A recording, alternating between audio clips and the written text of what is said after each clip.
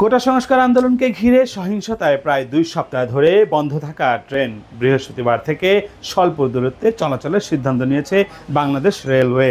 মঙ্গলবার রেল মন্ত্রণালয়ের এক বৈঠকে ট্রেন চালু করার বিষয়ে এই সিদ্ধান্ত নেওয়া হয়। এ বিষয়ে বাংলাদেশ রেলওয়ের মহাপরিচালক সর্দার শাহাদাত বলেন, বৃহস্পতিবার থেকে কারফিউ শিথিলের সময় স্বল্প দূরপাল্লার ট্রেন সীমিত আকারে চলবে। যেসব এলাকায় ট্রেন চলবে তা হচ্ছে ঢাকা নারায়ণগঞ্জ, ঢাকা টাঙ্গাইল এবং ঢাকা জয়দেবপুর।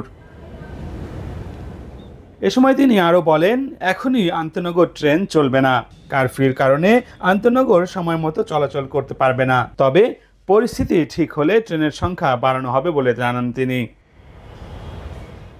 গত 18 জুলাই রাজধানীর নাখালপাড়া রেলগেট এলাকায় কোটা আন্দোলনকারীরা রেল লাইনের ওপর আগুন জ্বালিয়ে বিক্ষোভ করলে জননিরাপত্তার স্বার্থে ট্রেন চলাচল বন্ধ রাখে Bangladesh railway. Rakib Hasan, desk report, বার্তা 24।